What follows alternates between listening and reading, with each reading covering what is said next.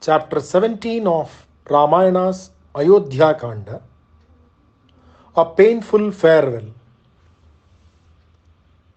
Ramaya Ramabhadraya Ramachandraya Vedase Raghunathaya Nathaya Sitaya Pataye Namaha. The king was silent for a while.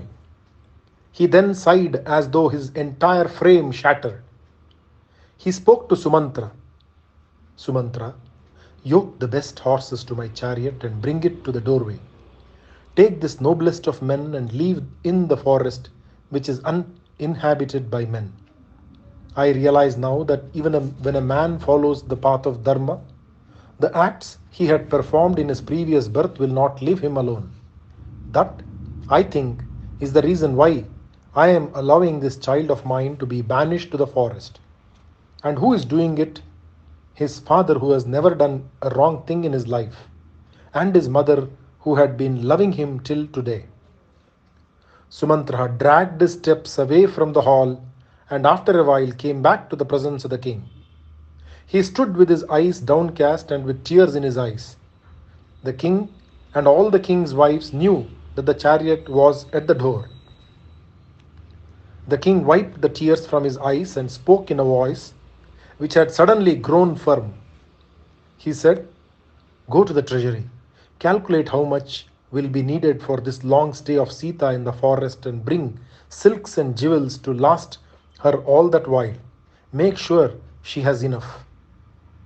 Kausalya and the other women of the harem dressed Sita in silks which were brought for her. The ornaments which they made her wear made Sita glow like the goddess Lakshmi, and it seemed as though she had come down to the earth to bless them all. The entire palace was as radiant as the sky, lit by the rays of the sun. Kausalya embraced her and said, "My child, Sita, in this world it is common to see a woman being affectionate towards her husband and serving him well as long as he is wealthy and prosperous. But when he is in straitened circumstances, this same woman does not respect him.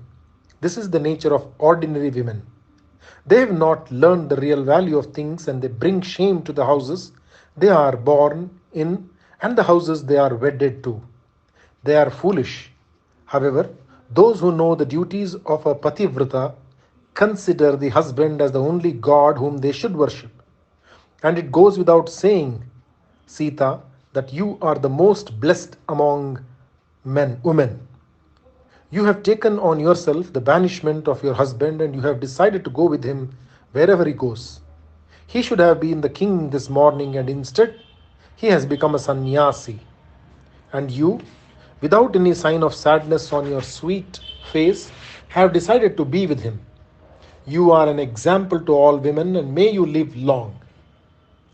Sita listened to the words of Rama's mother and said, "Mother, my father and my mother have taught me how to serve my husband in such a manner that he should always be pleased with me. You have always often told me about this. I have been reminded of my duty now by you. I will remember all that I have been told and I assure you, I will do as you have asked me to. I will not be like the women of meager intelligence who will slight their husbands when they are in trouble. Even as the moonlight will not exist without the moon, I will not swerve from Dharma. The veena will be mute without the strings.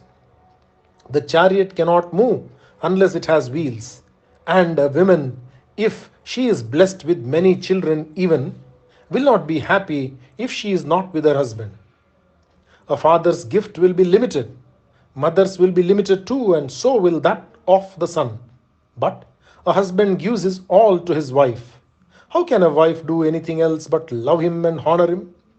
Mother, I promise you I will honor and obey my husband. He is my God and he is my everything." Even in the midst of all her sorrow, Kausalya smiled with happiness at the good fortune of her son who had been blessed with such a wife. Rama came near his mother. He made pradakshina to her and his voice faltered a bit when he said, "Mother, do not grieve too much. You must be brave and take care of my unfortunate father. He is unhappy and he needs you. Mother, time will pass fast and my exile will come to an end.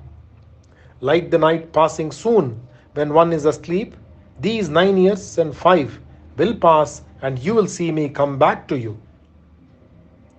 He then took leave of his other mothers with humility and said, Mothers, during these many years when you have known me, I might have knowingly or unknowingly, for fun or out of ignorance or familiarity, offended you. Forgive me and be patient with me. I wish to bid farewell to all of you and I wish to carry your blessings with me. There was nothing but sobs to be heard when Rama spoke thus. The palace, which would on other days resound with the noise of drums, bugles, and other warlike instruments which would resemble the roar of a thunder, was now filled with the sobs of women and the tinkling of their jewels. Women were now crying openly, and their cries filled the apartment and the palace too. Rama with Sita and Lakshmana took leave of everyone.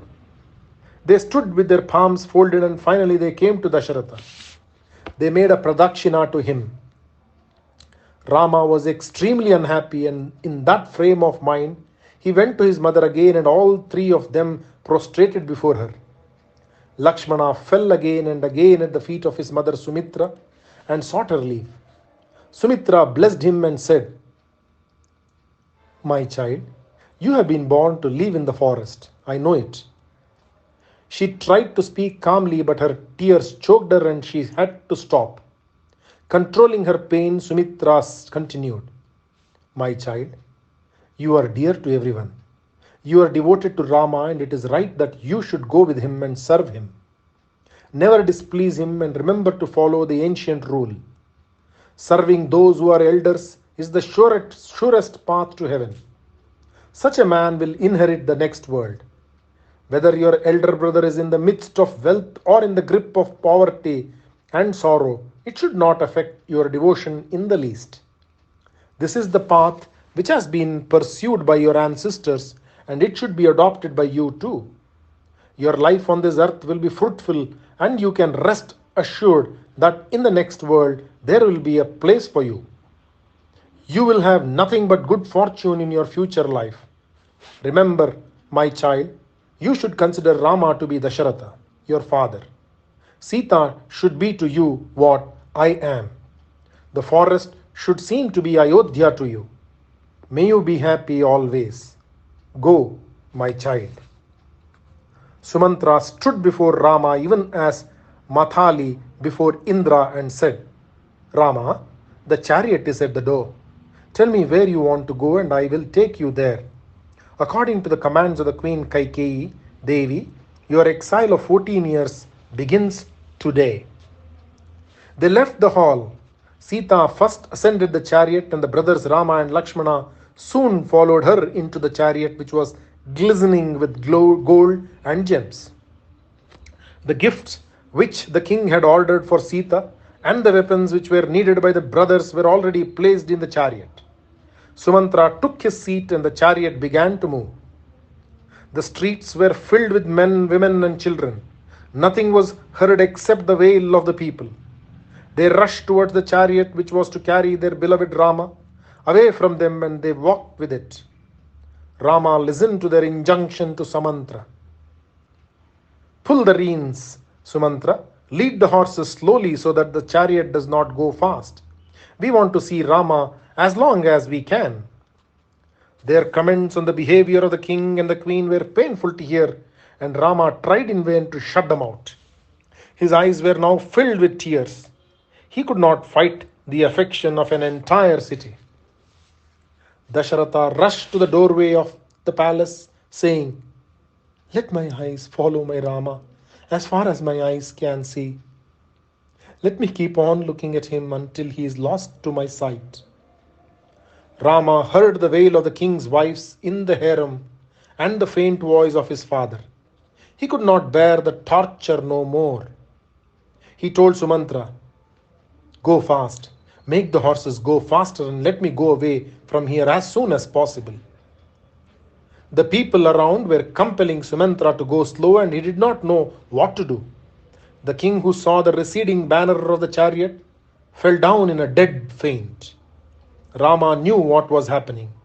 He knew that the king tried to follow the chariot on foot and that he could not do so. Again and again he asked Sumantra to hurry.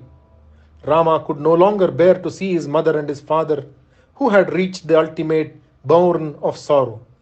His mother was now trying to follow the chariot like a cow which has been parted from its calf. Rama, Rama, said Kausalya, and Rama could hear her piteous voice. The king had now regained consciousness and he was shouting to Sumantra, "Stop the chariot, stop!" Rama said, "Sumantra, go as fast as you can." He then added, "Sumantra, I know the worry which is in your mind. You are afraid to disobey the king. When you get back, if he asks you why you did not obey him, tell him that because of the noise made by the people, you were not able to hear his words." The crowd followed the chariot and surrounded it on all sides. As for the king, he stood leaning against the doorway, trying to follow the chariot and Rama with his eyes. He stood staring into empty space even after the chariot was lost to view. The king would not leave the spot where he stood with his eyes set on the path which Rama's chariot had taken. Even the dust had settled down and Rama had gone beyond the range of his vision. But still, the king stood aching for a sight of his beloved son. Om Shri Ramarpanamastu. Om Shri Ramaya Ramabhadraya Ramachandraya Vedase Raghunathaya Nathaya Sitaya Pate Namah. Jai Shri Ram. Chapter 18 of Ramayana's Ayodhya Kanda, Dasharatha's Despair. Ramaya Ramabhadraya Ramachandraya Vedase Raghunathaya Nathaya Sitaya Pataye Namaha. It came to the mind of the king finally that Rama had really left him and gone away. He fell down and his queens rushed to hold him. Kausalya came and stood on his right, and Kaikeyi on his left. Dasharatha looked at Kaikeyi with burning eyes and said, "Kaikeyi, you sinned against me and you have wished me ill. I do not consider you my wife any longer. Do not touch me. I cannot bear it. I do not want to set my eyes on you any longer, nor do I wish to see anyone who happens to be devoted to you. To you, this worthless wealth was greater than all the dharma which has been taught to you from time immemorial. I have renounced you. Noble-minded Bharata has ever been devoted to his elders and he has never swerved from the path of righteousness. If, however, he should perchance be influenced by you and accept the throne won for him by you, he shall not perform the funeral rites for me. I will disown him too." Kausalya was standing by his side and she raised up him from the ground. Embracing him with her arms, she stood silent by his side. They were both thinking of the same thing. The picture Rama presented, dressed in tree bark like a tapaswin. They imagined the progress of Rama on the streets of Ayodhya and at the outskirts of the city. "Look, Kausalya," he said, "I can see clearly the track of the chariot which bore away my child from me. He is lost to my sight. He will spend tonight on a bed made up of twigs and leaves. The rishis in the forest will have the thrill of being with this child of mine who has been abandoned by his father. Janaka's daughter, who is as delicate as a flower, will now walk on the ground and thorns will hurt her dainty feet. That child with the eyes of a deer will be frightened by the wild animals in the forest. Even their roar will make her tremble with fear. Kaikeyi, I hope you are happy now. I will die very soon and you, the widow of the king, can rule this land flowing with milk and honey." The king entered the palace with a face like that of one returning from the burning ghat after cremating a dear one. Dasharatha looked around him and the palace, which was empty without Rama. In a weak and faltering voice, the king said, Kausalya, you are the fortunate woman who bore Rama. Take me to your house. Maybe my bruised heart will find some comfort there with you by my side. He was carried to her house, and there he was placed on a couch covered with costly silks. To him, the world seemed empty like the sky without the moon. Rama had gone, and with him, Lakshmana and Sita. He wept loudly with both arms lifted up to the skies and cried, Rama, you left me, and you have gone far away from me. Fortunate indeed will be those who live to see you come back. I would have gone long before that. I am certain of that. They sat together all through the night. Sleep had abandoned them, and they sat talking about Rama and only about Rama. Dasharatha said, Kausalya, my eyes have not come back to me from the vision of Rama seated in the chariot and going away from me. I can see nothing. Touch me gently, my queen. I will find some comfort from the touch of you who is suffering as much as I am. Kausalya was lamenting the misfortune which had visited her, and the king was listening helplessly. He knew that he had wounded her by the foolish promise he had given Kaikeyi, but then he was unhappy too. Sumitra was listening to Kausalya, and she said, My dear sister, it is not meet that you should give in to the grief like this.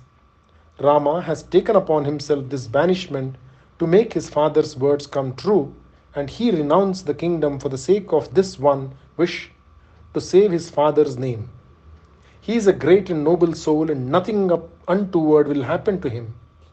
Lakshmana is with him to serve him, and Sita has gone with him. Wherever he may be, Rama will spread happiness and glory. There is no need for you to feel concerned about him. The sun, knowing the greatness of Rama, will not shed hot rays on the three of them when they walk in the forest. The god of wind will blow gently where they sat, and they will always be happy and comfortable. The gods in the forest, the Vana Devatas, will protect them. The moon will embrace them during the night, even as a father will, and they will spend the nights happily. Both the princes are armed with the astras which Vishwamitra gave them. You know how the yajna of the sage was guarded by our children? They are powerful, sister, and there is no danger threatening them in the forest. Soon the time will come when they will be with us, covered with glory. Rama is a god among human beings, and he is more glorious than the sun or Agni. Such a man is sure to be welcomed wherever he goes, and you should not be concerned about his comforts. Abandon this sorrow and accept what has happened with a fortitude becoming the mother of Rama. All you have to do is to wait patiently. Rama will come to you and place his head on these, your feet, and clasp them in his hands. Sumitra spoke words which were comforting to the grieving couple, and Kausalya found a semblance of peace after she listened to her. Shri Rama Rama Rameti Rame Rame Manorame Sahasranama Tattulyam Ramanama Varanane. Jai Shri Ram. Shri Ramar Panamastu. Chapter 19 of Ramayana's Ayodhya Kanda, on the banks of the Thamasa. Apadamahartaram dhataram sarvasampadam lokaviramam shriramam bhuyo bhuyo namamyaham.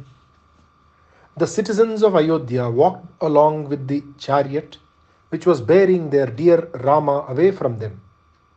They could not reconcile themselves to the truth that Rama had been banished. They were still in a daze, and they followed the chariot blindly. They kept asking Rama to return to the city, and he spoke to them words of gentle persuasion, and he beseeched them to let him go. Rama said, If you have genuine affection for me, you must listen to my words. I ask all of you to give this same affection to Bharata, who will soon be here to take up the reins of the kingdom.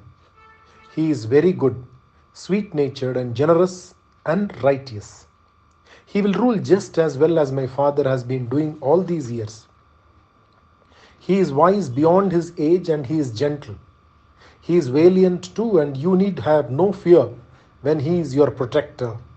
He is endowed with all the qualities needed for ruling a kingdom. As for my going away, it is the command of my father, and all of us will have to obey the king in everything. You should try to please the king, and the only way to do so will be to let me go and to welcome the proposed coronation of Bharata. It was of no avail. The more he spoke, the more they bewailed his departure. The crowd was unmanageable. They began to talk to the horses, asking them to stop, and to Sumantra, asking him to pull the reins and to let Rama remain with them. Rama stopped the chariot and descended from it. He could not bear to sit in the chariot when old and weak men walked towards him with great difficulty. He began to walk in the street, and Sita was with him and Lakshmana. The Brahmins and the old men said, Rama, we are coming with you. Look, we have brought our household fire with us, and we mean to spend the 14 years of your exile with you. One old man, who had been given an umbrella as a gift in some religious function, rushed up to Rama and said, Take this umbrella and hide your face from the scorching sun. Your wife looks like a wilted flower. Ask her to take shelter under this. We are all devoted to you, Rama. You should come back to the city, or else you should take all of us with you. We do not want to stay in Ayodhya, which is without Rama. Rama spoke not a word in reply, but he walked with speed. The men of the city walked with him too.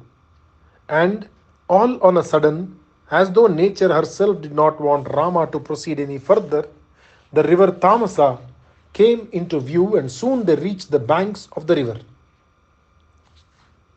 Sumantra descended from the chariot, unyoked the horses, and made them drink the waters of the river. Rama stood staring at the river and its course with a thoughtful frown on his face.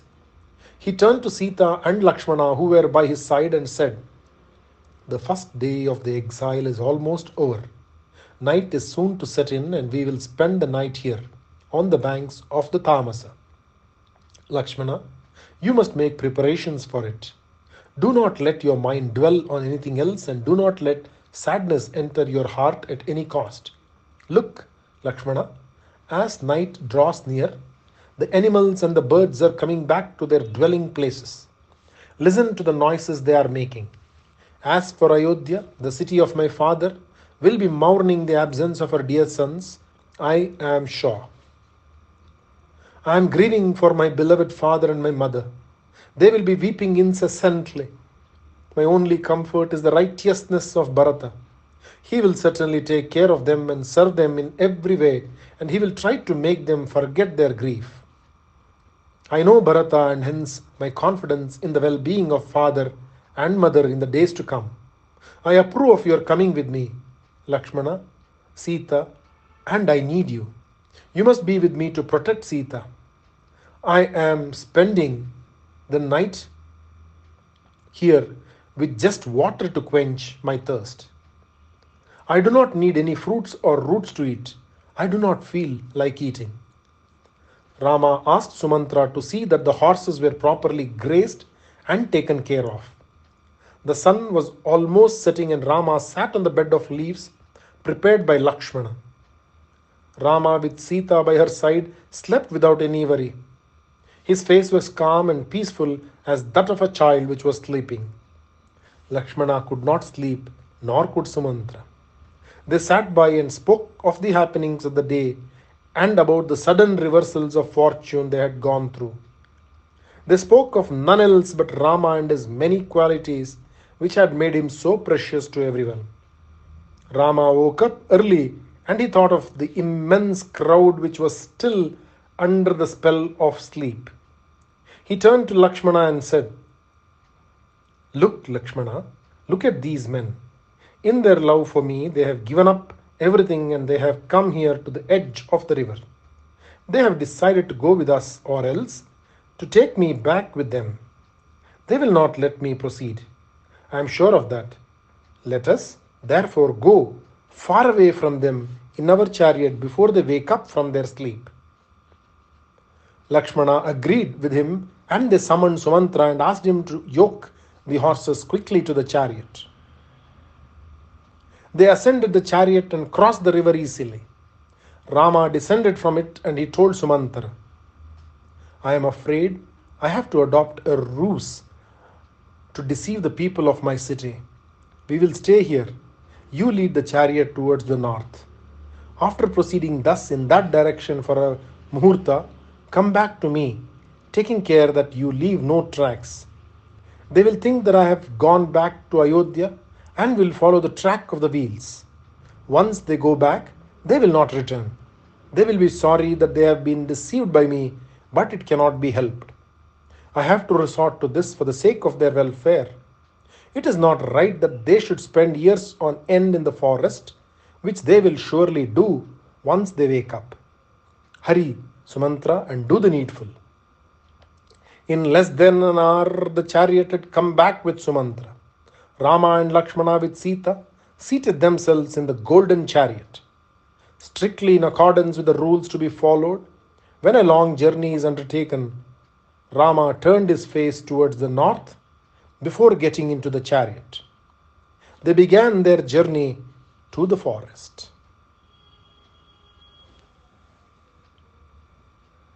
Shri Rama Rama Rameti Rame Rame Manorame Sahasranama Tatulyam Rama Nama Varanane.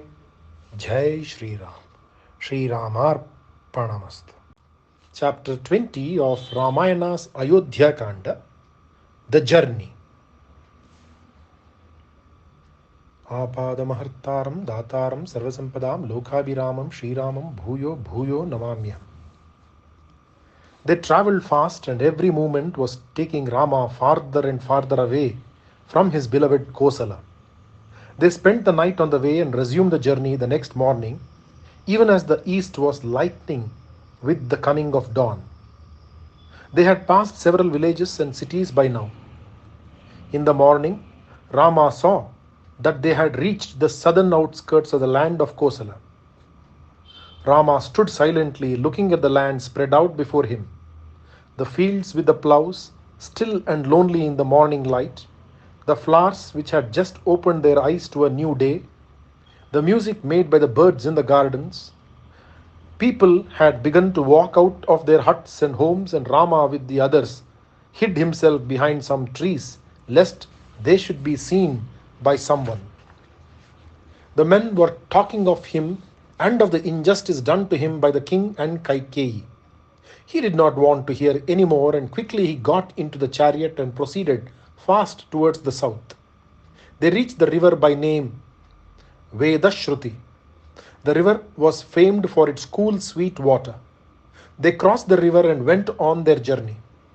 After a long while, they reached the banks of the river Gomati. Cows were grazing on either bank of the river, which was coursing fast towards the ocean. They crossed Gomati also, and another river, Syandika, lay across their path. All the way, Rama was describing to Sita the different countries they were passing and also their history, about how Manu in ancient times had made a gift of the land to his son Ikshvaku, their famed ancestor. Rama was overcome with sorrow when he reached the banks of Syandika. He said, "Sumantra, I wonder when I will be able to hunt once more in the forests on the banks of my beloved Sarayu. When will I be reunited with my father and mother?" He paused for a moment and continued, "Hunting in the forest has been sanctioned even by Rajarshis. It is a pastime allowed to kings, but it must not harm innocent animals. hunting on the banks of the river Sarayu was very dear to me.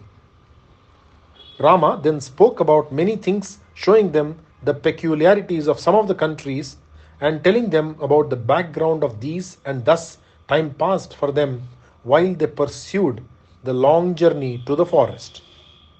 They had reached the limits of the kingdom of Kosala. Rama stood with folded palms facing Ayodhya and said, "My beloved Ayodhya, I take leave of you and of the gods who guard you night and day. When I have discharged my duty to the king, my father, when I conclude my stay in the forest, I will come back to you and live happily with my father and mother." He raised his hands towards the heavens, and with his eyes filled with tears, he addressed the citizens and said, "I know how much you all love me. Permit me to go so that I will earn wealth, the only wealth which should be gained, wealth which goes by the name Dharma. Permit me to go. I will soon come back to you." For a while no one spoke, and the only noise which could be heard was the roar of the chariot as it rushed fast across the land of Kosala. Soon they had left Kosala far behind, the land which was the heritage of the descendants of Manu. They reached the banks of the river Ganga, the divine river known by the name Tripataga, since she flowed in the heavens, on the earth, and in the nether world also. Ganga, whose water was clear and clean without any moss covering it, which granted heaven to those who bathed in her, since she cleansed them of all sins, who was worshipped as a goddess by the rishis. Ashramas were found in the neighborhood, and even apsaras from the heavens would often frequent the waters of Ganga. Devas, Dhanavas, and Gandharvas were to be found there frequently. The waves made sweet music along the banks, and at places the white foam of the waves seemed to be the smile of the river, so beautiful was the sight. There were to be found whirlpools in some places, and in other spots the river flowed placidly without a noise. At times the roar of the river was deafening. The river had a beauty which was awe-inspiring, and born as she was at the feet of Narayana and descended from the matted locks of my Lord Mahadeva, this queen among rivers was sacred to everyone. On the banks of the river was a city by name Shringi Berapura. Rama saluted the river and said, "Sumantra, we will spend the night here. There by the side of the river I can discern a big tree, and that will serve as a shelter for the night when we sleep. Let us spend some time watching this glorious sight, the river which is the foremost among all rivers." Lakshmana and Sumantra agreed to his suggestion, and the horses were led to the tree which Rama had indicated. They descended from the chariot. Sumantra then unyoked the horses, and after leaving them free to graze, he went and stood in the presence of Rama. Shri Ramarpanamast. Jai Shri Ram.